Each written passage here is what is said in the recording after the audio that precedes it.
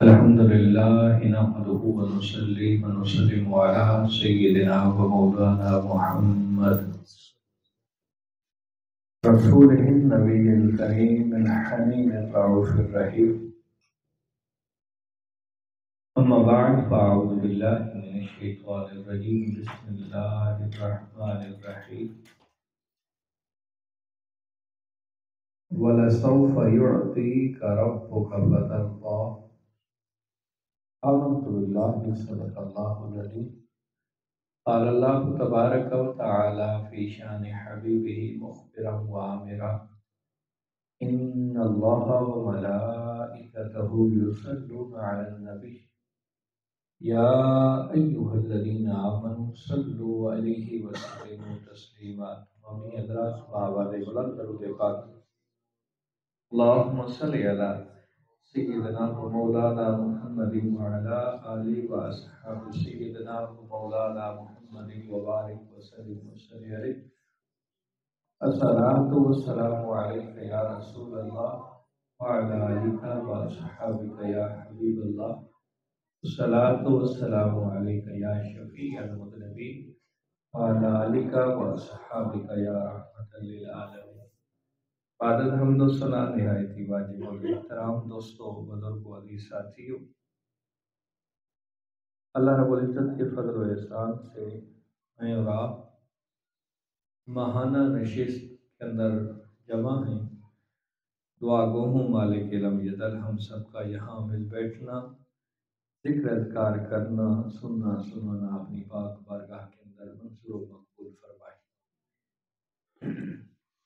عزیزان محترم، جس طرح کہ آپ حضرات کے علم میں ہے کہ ہم اس نشست کے اندر کسی نہ کسی موضوع پہ ایک درس کی صورت میں کچھ معروضات آپ کی سماعتوں کے نظر کرتے ہیں. آج جو میرا موضوع ہے وہ ہے حضور نبی علیہ السلام کی شفاعت مبارک. حضرت عمر بن عاص رضی اللہ تعالیٰ عنہ فرماتے ہیں رسول کریم علیہ السلام نے قرآن مجید میں حضرت ابراہیم علیہ السلام کی یہ دعا پڑھی: رب انہن اضللن کثیرا من الناس فمن تبعنی فإنہ منی ومن عصانی فإنک غفور رحیم. یہ سورہ ابراہیم کی آیت نمبر 36 ہے. اے میرے رب، بے شک بتوں نے بہت سے لوگوں کو گمراہ کر دیا، تو جو میرے پیچھے چلے تو بے شک وہ میرا ہے، جو میری نافرمانی کرے تو بے شک تو بخشنے والا مہربان ہے. یہاں حضرت ابراہیم علیہ السلام فرما رہے ہیں جو میرے پیچھے چلے تو وہ میرا ہے، اور جو میری نافرمانی کر رہا ہے وہ میرا نہیں ہے، تو بخشنے والا ہے، اگر بخش دے تو یہ تیری مرضی ہے. اسی طرح حضرت عیسیٰ علیہ السلام کی دعا بھی نبی علیہ السلام نے پڑھی: ان تعذبہم فإنہم عبادک وَإِن تغفر لَهُمْ فَإِنَّكَ أَنْتَ الْعَزِيزُ الْحَكِيمُ. کہ حضرت عیسیٰ علیہ السلام نے یہ عرض کیا تھا کہ اگر تو انہیں عذاب دے تو وہ تیرے بندے ہیں، اور اگر تو انہیں بخش دے تو بے شک تو ہی غلبے والا، حکمت والا ہے. یہ حضرت عیسیٰ علیہ السلام کی دعا تھی. لیکن جب باری نبی علیہ السلام کی آتی ہے تو اللہ رب العزت نے قرآن میں ارشاد فرمایا: وَلَسَوْفَ يُعْطِيكَ رَبُّكَ فَتَرْضَىٰ. کہ اے حبیب، آپ کا رب ان قریب آپ کو اتنا عطا فرمائے گا کہ آپ راضی ہو جائیں گے. اس آیت کریمہ سے بہت سارے مفسرین نے نبی علیہ السلام کی شفاعت مراد لی ہے کہ قیامت کے دن نبی علیہ السلام اپنے امت کے لوگوں کی شفاعت کریں گے. ایک طویل حدیث ہے، بخاری و مسلم کے اندر، دونوں کے اندر موجود ہے، بڑی طویل سی، لیکن بڑی لطف والی حدیث ہے کہ جس کے اندر نبی علیہ الصلوۃ والسلام کی شفاعت، شان شفاعت جو ہے وہ ظاہر ہو رہی ہے۔ حضرت معبد بن ہلال سے مروی ہے، وہ بیان کرتے ہیں کہ ہم چند لوگ جو تھے بصرہ والے اکٹھے ہو کے حضرت انس بن مالک رضی اللہ تعالیٰ عنہ سے شرف ملاقات کے لیے گئے۔ ہم ان کے پاس اپنے ساتھ ثابت بنانی کو لے کر گئے تاکہ وہ ہماری نمائندگی بھی کرے، ان سے حدیث شفاعت کے بارے میں ہمارے لیے سوال کرے۔ تو جب ہم پہنچ گئے تو حضرت انس رضی اللہ تعالیٰ عنہ اپنے گھر کے اندر نماز چاشت ادا فرما رہے تھے۔ ہم نے داخل ہونے کی اجازت طلب کی تو حضرت انس بن مالک رضی اللہ تعالیٰ عنہ نے اجازت عطا فرمائی اور اپنی مسند حدیث پہ تشریف فرما ہو گئے، جہاں آپ بیٹھ کے درس حدیث دیا کرتے تھے اسی جگہ پہ تشریف فرما ہو گئے۔ وقت چاشت کا وقت تھا۔ ہم نے ثابت بنانی جنہیں لے کر گئے تھے، راوی کہتے ہیں کہ وہ ہمارا ایک نمائندہ تھا۔ ہم نے اس سے کہا کہ حدیث شفاعت سے پہلے کوئی اور سوال نہ کرنا۔ پہلا سوال بھی حضرت انس بن مالک رضی اللہ تعالیٰ عنہ سے کرنا ہے تو وہ حدیث شفاعت کے بارے میں کرنا ہے۔ تو حضرت انس بن مالک رضی اللہ تعالیٰ عنہ کی بارگاہ میں عرض کیا ثابت بنانی نے کہ اے ابو حمزہ، یہ حضرت انس کی کنیت ہے ابو حمزہ، اے ابو حمزہ یہ آپ کے بھائی بصرہ سے آئے ہیں اور آپ سے حدیث شفاعت کے بارے میں پوچھنا چاہتے ہیں۔ پہلا تو تعارف کروایا کہ یہ بصرہ کے لوگ ہیں، اکٹھے ہو کے آئے ہیں اور ان کے آنے کا مقصد آپ کی بارگاہ کے اندر یہ ہے کہ یہ حدیث شفاعت سننا چاہتے ہیں۔ انہوں نے یعنی حضرت انس بن مالک رضی اللہ تعالیٰ عنہ نے فرمایا ہمیں نبی کریم علیہ الصلوۃ والسلام نے ارشاد فرمایا قیامت کے دن لوگ دریا کی موجوں کی مانند بے قرار ہوں گے، تو وہ حضرت آدم علیہ السلام کی خدمت میں حاضر ہوں گے اور عرض کریں گے قیامت کا دن ہے، نفس و نفسی کا عالم ہے، اور نبی علیہ السلام نے لوگوں کی اس کیفیت کو بیان فرمایا کہ جس طرح دریا کی جو موجیں ہوتی ہیں وہ بے قرار ہوتی ہیں، کبھی ادھر ٹکراتی ہیں کبھی ادھر ٹکراتی ہیں، بے قرار، ان میں قرار نہیں ہوتا کہ ایک جگہ پہ ٹھہر جائے۔ تو حضرت انس بن مالک رضی اللہ تعالیٰ عنہ فرماتے ہیں کہ نبی علیہ السلام نے فرمایا لوگوں کی یہ کیفیت ہوگی، اور پھر وہ سب کے سب اکٹھے ہو کے حضرت آدم علیہ السلام کی بارگاہ میں عرض کریں گے کہ آپ اپنے رب سے ہماری شفاعت کیجیے۔ وہ فرمائیں گے یعنی حضرت آدم علیہ السلام فرمائیں گے یہ میرا منصب نہیں، تم حضرت ابراہیم علیہ السلام کے پاس جاؤ کیونکہ وہ اللہ کے خلیل ہیں۔ تو سب کے سب لوگ اکٹھے ہو کے حضرت ابراہیم خلیل اللہ علیہ السلام کی بارگاہ میں پہنچیں گے تو وہ بھی فرمائیں گے نہیں یہ میرا منصب نہیں ہے، آج کے دن میں کسی کی سفارت شفاعت نہیں کر سکتا۔ پھر لوگ عرض کریں گے اے ابراہیم ہم کس کی بارگاہ میں جائیں؟ تو حضرت ابراہیم خلیل اللہ علیہ السلام فرمائیں گے کہ تم حضرت موسیٰ کلیم اللہ علیہ السلام کے پاس جاؤ،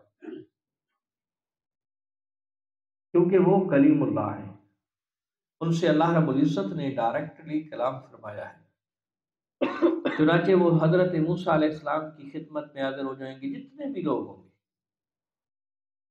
تو حضرت موسیٰ کلیم اللہ علیہ السلام ان کی عرض سن کے فرمائیں گے میں اس لائق نہیں ہوں، آج کے دن میں کسی کی سفارش شفاعت نہیں کر سکتا۔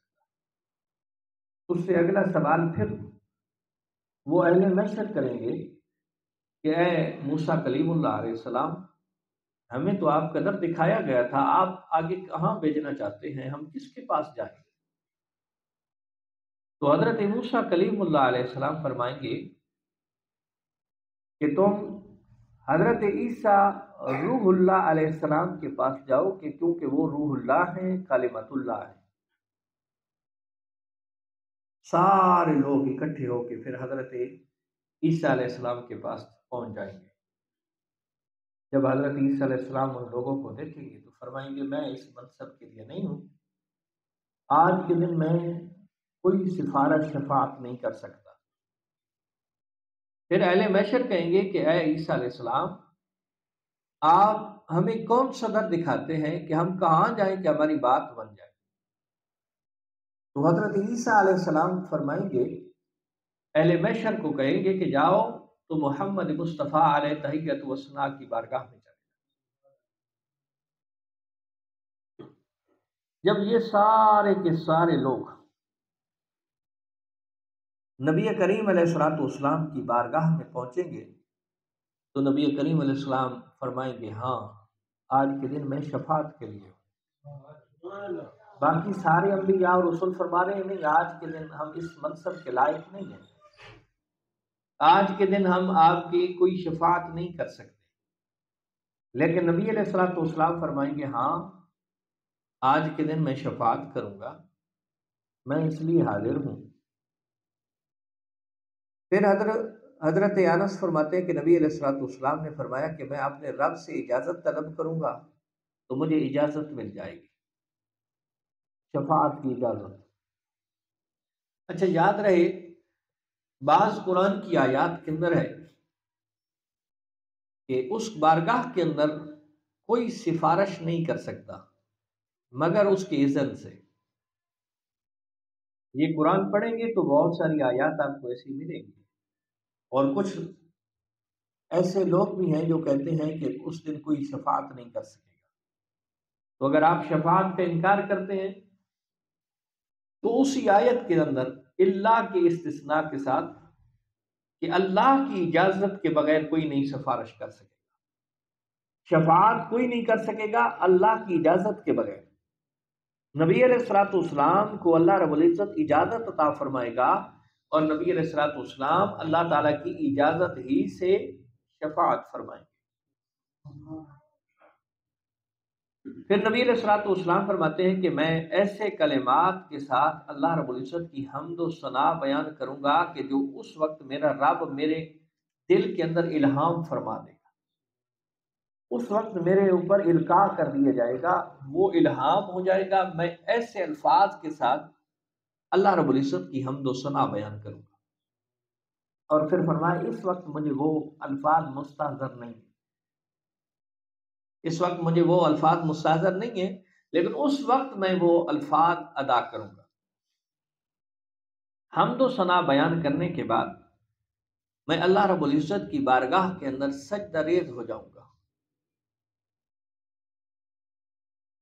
تو اس وقت مجھے کہا جائے گا اے محمد اپنا سر اٹھائیں، اپنی بات کہیں، آپ کی بات سنی جائے گی، آپ کی شفاعت قبول کی جائے گی۔ ذرا لفظوں پہ توجہ کیجئے گا کہ نبی علیہ الصلوۃ والسلام پہلے بیان فرما رہے ہیں کہ میں سجدہ ریز ہوں گا، پھر رب فرمائے گا ارفع راسک یا محمد، اے محمد علیہ السلام اپنے سر مبارک کو اٹھائیے، سل تؤتا وشفع تشفع، سوال کیجئے عطا کیا جائے گا، شفاعت کیجئے شفاعت قبول کی جائے گی۔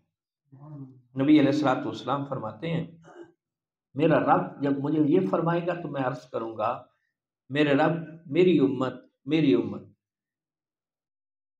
پھر مجھے فرمایا جائے گا کہ جاؤ جہنم میں سے ہر ایسے امتی کو نکال لو کہ جس کے دل کے اندر جو کے دانے کے برابر بھی ایمان ہے۔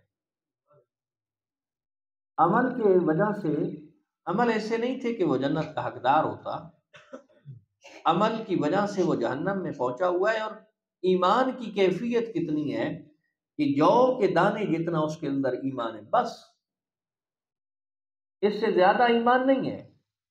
اور یہ میرے سامنے حدیث ہے، بخاری و مسلم دونوں کے اندر موجود ہے کہ نبی علیہ السلام فرماتے ہیں کہ رب فرمائے گا کہ جاؤ جہنم کے اندر جس امتی کے دل کے اندر جو کے دانے جتنا بھی ایمان ہے اسے جہنم سے نکال کے لے آؤ۔ نبی کریم علیہ الصلوۃ والسلام فرماتے ہیں میں جاؤں گا اور جو لوگ، اچھا یہاں ایک میں عشق کی بات بھی کرتا چلوں کہ رب فرمائے گا اور پھر نگاہ مصطفیٰ کتنی ہوگی کہ اہل جہنم میں سے دیکھتے جائیں گے۔ ہر دل کے اندر ایمان ایک ایسی چیز ہے، کوئی ظاہر تو نہیں ہے نا، ایمان ظاہر تو نہیں ہے، ایمان تو دل کے اندر ہے اور یہ ایک الگ کیفیت ہے۔ لیکن رب تعالیٰ اپنے حبیب کو یہ، ویسے بھی اس نے اپنے حبیب کو اتنا عطا فرمایا اور یہ بھی عطا فرمائے گا کہ نبی علیہ السلام دیکھیں گے اہل جہنم ہی میں سے، اور جن کے دل کے اندر جو کے دانے جتنا ایمان ہے اسے نکال کے جنت کا حقدار بنا دیں گے۔ یہ حدیث تو ایک واضح ہے، لیکن عشق کی بات کیا ہے کہ نبی علیہ السلام کی نگاہ جب دیکھے گی تو ایمان بھی دیکھ لے گی اور ایمان کی کیفیت مقدار بھی دیکھ لے گی۔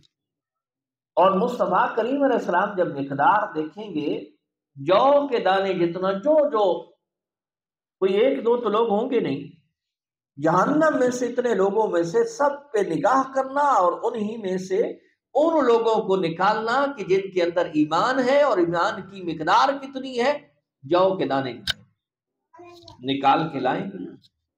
پھر نبی علیہ الصلوۃ والسلام فرماتے ہیں میں آؤں گا اور آ کے رب تعالیٰ کی بارگاہ کے اندر اسی طرح سجدہ ریز ہو جاؤں گا، پہلے جس طرح سجدہ کیا تھا پھر آئے اور پھر سجدہ ریز ہو گیا۔ پھر رب فرمائے گا، یہ حدیث کے جملے ہیں کہ رب فرمائے گا اے محمد اپنے سر کو اٹھائیے، آپ بات کریں آپ کی بات سنی جائے گی، آپ شفاعت کریں آپ کی شفاعت قبول کی جائے گی۔ تو نبی کریم علیہ الصلوۃ والسلام فرماتے ہیں میں سر اٹھاؤں گا، سر اٹھا کے رب کی بارگاہ میں عرض کروں گا مولا میری امت، میری امت، بس میرا یہی سوال ہوگا۔ تو اللہ رب العزت فرمائے گا کہ اے محمد علیہ الصلوۃ والسلام آپ اہل جہنم میں سے دیکھیں کہ جس کے دل کے اندر ذرہ برابر یا رائی کے دانے جتنا، رائی کا دانہ کتنا ہوتا ہے، ایک ریت کے ذرے جتنا، یہ اس سے تھوڑا سا بڑا ہوگا، یا حدیث کے جملے ہیں کہ ذرہ برابر یا رائی کے دانے جتنا۔ فرمایا اللہ رب العزت فرمائے گا اے حبیب جاؤ اور جا کے جس کے دل کے اندر رائی جتنا بھی ہے یا ذرے جتنا ایمان ہے اسے نکال کے لے آؤ، وہ جہنم کا حقدار ہو چکا ہے۔ اور شفاعت مصطفیٰ کے صدقے میں، نبی علیہ الصلوۃ والسلام کی شفاعت کے بدلے میں جس شخص کے دل کے اندر رائی کے دانے جتنا ایمان ہے، نبی علیہ السلام اسے بھی جہنم سے نکال کے جنت کا حقدار فرمائے۔ اور پھر نبی کریم علیہ الصلوۃ والسلام عرض کریں گے، آئیں گے اور پھر حمد و ثنا، اور ایسی حمد و ثنا کہ اس وقت وہ کلمات نبی علیہ السلام کو القاء کیے جائیں گے۔ پھر حمد و ثنا بیان کرتے کرتے رب تعالیٰ کی بارگاہ کے اندر سربا سجود ہو جائیں گے۔ سربا سجود ہونے کے بعد رب تعالیٰ پھر فرمائے گا کہ اے حبیب اپنے سر مبارک کو اٹھائیے اور آپ جو کچھ مانگنا چاہتے ہیں مانگے۔ یہاں میں ایک اور بات کر کے پھر آگے کی طرف چلوں گا۔ یہاں تک حضرت انس بن مالک رضی اللہ تعالیٰ عنہ نے روایت بیان کی اور پھر خاموش ہو گئے۔ حضرت ثابت بنانی اور اہل بصرہ، جو بصرہ کے لوگ آئے تھے جو حدیث سے شفاعت سننا چاہتے تھے، وہ سب اکٹھے ہوئے اور وہ سب کے سب پہنچ گئے حضرت امام حسن بصری رضی اللہ تعالیٰ عنہ کے پاس۔ آپ تابعی ہیں۔ حضرت امام حسن بصری کے پاس جب پہنچے اور انہیں بتایا کہ یہ اہل بصرہ ہیں، بصرہ کے یہ لوگ ہیں، آئے ہیں یہاں پہ حضرت انس بن مالک سے حدیث شفاعت سنی ہے اور حدیث شفاعت سن کے آج آپ کی ملاقات کے لیے بھی حاضر ہوئے۔ تو حضرت امام حسن بصری رضی اللہ تعالیٰ عنہ آپ فرمائیں گے کہ انس بن مالک نے کون سی روایت بیان کی؟ تو یہ ساری روایت حضرت انس بن مالک رضی اللہ تعالیٰ عنہ کی روایت بیان کر دی جائے گی اور رائی کے دانے تک ہوگی، اس سے آگے حضرت انس نے بیان نہیں کی۔ امام حسن بصری رضی اللہ تعالیٰ عنہ ان لوگوں سے اور ثابت بنانے سے فرمائیں گے کہ انس بن مالک نے بس اتنی ہی روایت بیان کی ہے، تو وہ کہیں گے جی ہاں بس اتنی ہی روایت بیان کی ہے۔ اب حضرت امام حسن بصری رضی اللہ تعالیٰ عنہ فرماتے ہیں کہ جب حضرت انس بن مالک جوانی میں تھے تو ہم نے یہ روایت سنی تھی، اور اس سے کچھ اگلے الفاظ بھی ہیں، تو وہ سب یک زباں ہو کے کہیں گے کہ آپ بیان کریں، وہ بیان کریں۔ تو امام حسن بصری رضی اللہ تعالیٰ عنہ فرماتے ہیں کہ انسان کتنا جلد باز ہے، میں نے یہ بات کی بھی اس لیے ہے کہ میں آپ کو اگلی بات بھی سناؤں۔ تو اس سے اگلی بات کیا ہوگی؟ امام حسن بصری رضی اللہ تعالیٰ عنہ فرماتے ہیں کہ پھر نبی علیہ السلام جب سجدہ ریز ہوں گے، حمد و ثنا کرنے کے بعد سجدہ ریز پھر جب ہوں گے تو اللہ رب العزت فرمائے گا اے حبیب اپنے سر مبارک کو اٹھائیے، آپ بات کریں آپ کی بات سنی جائے گی، آپ سوال کریں، آپ شفاعت کریں آپ کی شفاعت کو قبول کیا جائے گا۔ تو امام حسن بصری فرماتے ہیں کہ نبی علیہ الصلوۃ والسلام جب پھر فرمائیں گے نا کہ میری امت میری امت میری امت، تو اللہ رب العزت فرمائے گا اے محمد مصطفیٰ آپ جائیں اہل جہنم میں سے جس نے ایک بار بھی لا الہ الا اللہ پڑھا ہے اسے جہنم سے نکال کے جنت کے اندر لے جائے، بس ایک بار۔ یہ میرے مصطفیٰ کی شفاعت ہے، یہ میرے مصطفیٰ کی رب کی بارگاہ کے اندر ایک مقام ہے کہ میرے مصطفیٰ کے عرض کرنے پہ کہ وہ شخص جس نے صرف ایک بار بھی لا الہ الا اللہ پڑھا۔ پھر اگلی بات امام حسن بصری بھی فرماتے ہیں، امام حسن بصری یہ بھی فرماتے ہیں کہ حضرت انس بن مالک نے یہ روایت اگلے جملے کیوں نہیں کہے، تو وہ فرماتے ہیں کہ یہ اس لیے بھی نہیں کہے کہ لوگ ایسا نہ ہو کہ بس اسی بات پہ بھروسہ کر کے بیٹھ جائیں کہ بھئی قیامت کے دن ہماری شفاعت ہو جانی ہے تو ہم عمل کرنے کی ہمیں کیا ضرورت ہے۔ تو بعض مرتبہ حکمت کے پیش نظر کچھ چیزوں کو روک لیا جاتا ہے۔ تو حضرت انس بن مالک رضی اللہ تعالیٰ نے روایت پوری بیان کی، اور یہ آخری جملے اس لیے بیان نہیں کی، یہ امام حسن بصری فرماتے ہیں کہ صرف اور صرف لوگ اسی بات پہ توکل کر کے اسی بات پہ توقف کر کے بیٹھ نہ جائیں کہ بس عمل کی ضرورت ہی کیا ہے۔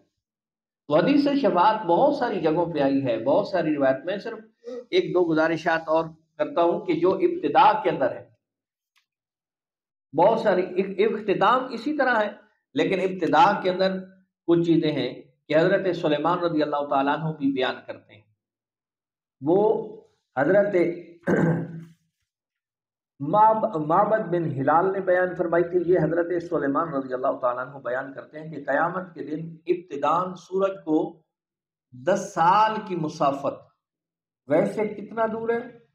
وہ بہت زیادہ دور ہے، اس کے باوجود جب سورج کی تپش پڑتی ہے، خصوصاً گرمیوں کے دنوں کے اندر آپ دیکھیں تو سورج کی تپش کی وجہ سے زمین گرم ہو جاتی ہے، بندہ باہر نہیں نکل سکتا، وہ کروڑوں سال دور کھڑا ہے اور کروڑوں سال کی مسافت جتنی اس کا سفر ہے اس کے باوجود اتنا وہ سخت ہوتا ہے، تو 10 سال کی مسافت ہوگی تو پھر کتنا قریب ہوگا۔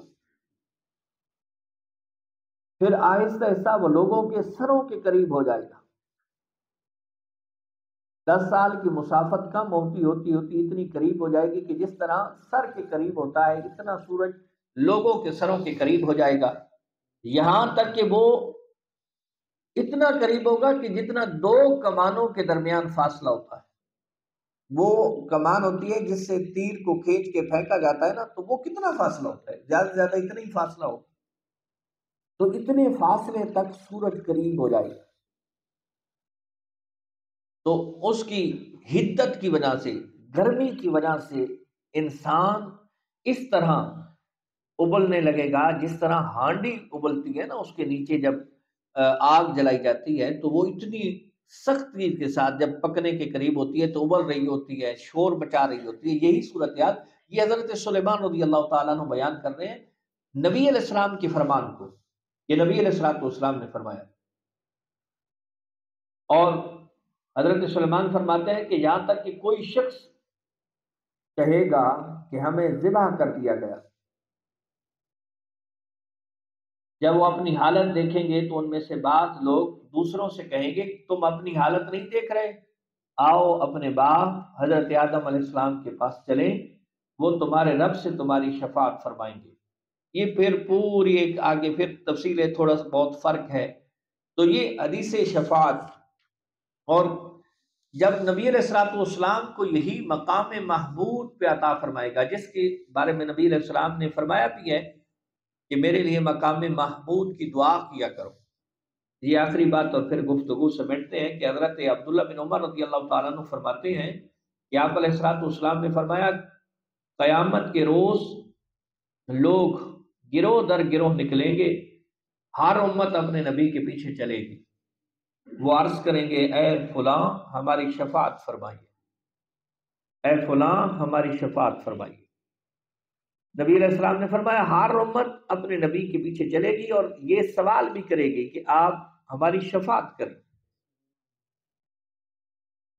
تو یہاں تک کہ سب کے سب انکار کرتے کرتے کرتے جب نبی علیہ السلام کی بارگاہ میں سب لوگ پہنچیں گے تو نبی کریم علیہ الصلوۃ والسلام فرماتے ہیں یہاں آ کے یہ سلسلہ ختم ہو جائے گا، میں آگے کسی کو نہیں بھیجوں گا، وہ تو آگے بھیج رہے ہیں، یہ سلسلہ نبی علیہ الصلوۃ والسلام کی ذات پہ آ کے ختم ہو گیا کہ اب شفاعت قبول کی جا رہی ہے۔ حضور نبی کریم علیہ الصلوۃ والسلام فرماتے ہیں یہی وہ دن ہے کہ جب اللہ تعالیٰ آقا کریم علیہ الصلوۃ والسلام کو مقام محمود پر فائز فرمائے گا۔ اس دن نبی علیہ الصلوۃ والسلام ہر ایک کی شفاعت کریں گے۔ نبی کریم علیہ الصلوۃ والسلام اللہ رب العزت کی بارگاہ میں اپنی امت کے گناہ گاروں کی شفاعت کریں گے، اور ویسے بھی ہے سرکار نے فرمایا میری شفاعت میری امت کے بڑے گناہ گاروں کے لیے۔ اور ایک روایت کے اندر آتا ہے من زار قبری وجبت لہ شفاعتی، کہ جس شخص نے میرے قبر کی زیارت کی اس شخص پہ میری شفاعت واجب ہو گئی۔ اس کے اندر یہ لازم ہے کہ دل کے اندر محبت مصطفیٰ بھی ہو، محبت مصطفیٰ ہو اور انسان گناہ گار ہو، نبی علیہ الصلوۃ والسلام کی شفاعت ضرور ہوگی۔ اللہ کریم ہم سب کو قیامت کے دن، اس دن جس دن سب کو چھوڑ جائیں گے، عزیز و اقارب، رشتہ دار، دوست احباب، تعلق دار، جن پہ ہمیں بڑا فخر مان اور ناز ہوتا ہے، وہ لوگ چھوڑ جائیں گے، لیکن اس دن لجپالوں کے لجپال نہیں چھوڑیں گے، لجپال اس دن بھی نہیں چھوڑیں گے۔ اس دن تو فرمائیں گے انا لہا انا لہا انا لہا، میں ہوں میرے پاس آ جا۔ لجپال پریت نو توڑ دینے، لجپال پریت نو توڑ دینے، جیندی باں پھڑ دے بت چھوڑ دینے۔ اللہ کریم ہم سب کو نبی علیہ السلام کی شفاعت کبریٰ سے مستفید ہونے کی توفیق عطا فرمائے، مستفید ہونے کی سعادت نصیب فرمائے۔ سبحان ربک رب العزت عما یصفون وسلام علی المرسلین والحمد للہ رب العالمین۔ خصوصاً آج کے دن یہ دعا کریں کہ چاچا محمد رمضان کے لخت جگر نے، بیٹی نے اس محفل پاک کے لیے لنگر کا اہتمام کیا ہے، اللہ کریم ان کی یہ کوشش کاوش اپنی پاک بارگاہ کے اندر منصور و مقبول فرمائے اور اس کا بہتر سے بہترین بدلہ عطا فرمائے۔ سب حضرات دعا فرمائے۔